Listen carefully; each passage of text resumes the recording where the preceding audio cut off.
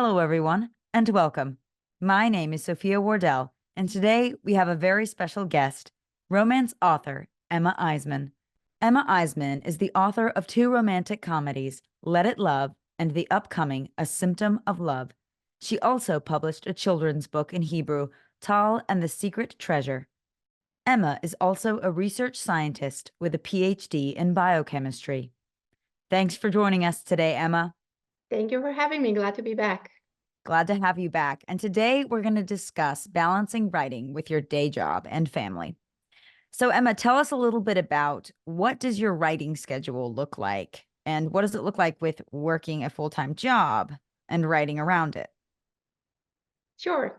So I'm not a very organized person, admittedly, but my writing schedule does look a little bit organized because other way, I'm not going to be able to do that properly.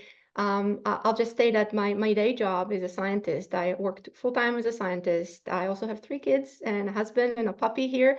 Mhm. And I want to make sure I have time for everything I want to do. So the writing piece of it is a very rigid part of my day. That's the first thing I do in the morning. Well, that's a lie. I drink coffee with my husband for like 10 minutes, and then it's very early. Everybody's still asleep. I go bury myself in the office at home, and I write. I write for about an hour, not more than that. I have a hard stop. I have to then make sure everyone's ready and get myself ready and get out the door and get to work in time. But I found that this is the best way to, one, be able to still write every day because it makes me happy. It's part of who I am. I have to do that. And then also to be able to then disconnect from my fictional world and start the actual day. Writing in the morning works really well for me because I'm not a morning person. So this is when I have the least amount of self-inhibition. So it works well for writing. Yeah, yeah. Well, it's great that you have a, set schedule. You block the time out. I find from interviewing other authors as well that that is the most consistent thing I see where it's like we've got to just put this time on our calendar or build this in our routine if we're not a full-time writer, because then we just end up pushing it and we don't have time for it and we don't end up prioritizing our writing. And would you say that having another full-time job helps or hurts your creative process? I actually think it helps. I think, well, first of all, the other thing is science, and science is another thing I love, I like doing, and I really enjoy. Mm. But I feel like science and art are very strongly connected and actually have synergistic effects when you do both. So being a scientist and thinking like a scientist on my daily, oh, every day, all the time, really helps, especially when I do research for my books or when I try to design the plot and design the cadence and everything around that. It helps. But also, I did think, I had that thought that it might actually not working in my benefit to work two full-time jobs or two different things. And I took a break from my work as a scientist for a few months and I tried to just write. And I found out that I don't do it very well when I only need to write.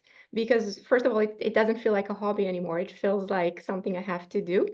It's like Mm. being on vacation constantly. So it doesn't feel on vacation anymore. It didn't feel like this stolen time that I have to like hide away in a room and just write because it just became everything.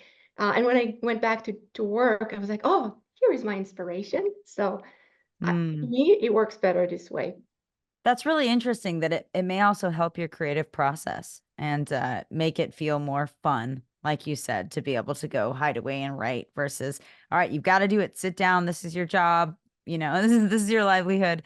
And what advice would you give to an author who is either starting out or wanting to write more seriously, but they also have a full-time job like you? If it's something you really enjoy doing, it's really important to do it. Even if you only have 5, 10 minutes a day, just doing it like on a set schedule, making that, curving that time in your busy schedule to do something you like just for you, it is really, really important. And it keeps that part of you intact. So because career and life can sometimes take their own form, and before you know it, you lose your inspiration, you lose your sense of who you really are.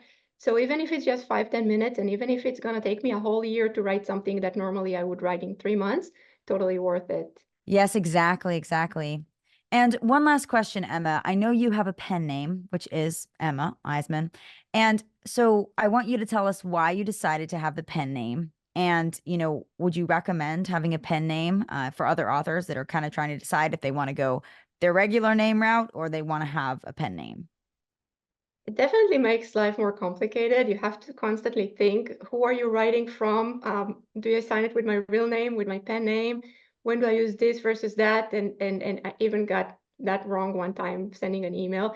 But it depends. It's a very personal choice. There are many authors that publish under pen names for various reasons, but even authors that publish under the real name and then publish a different genre usually prefer to use a pen name because your favorite romance author all of a sudden publishes a horror book.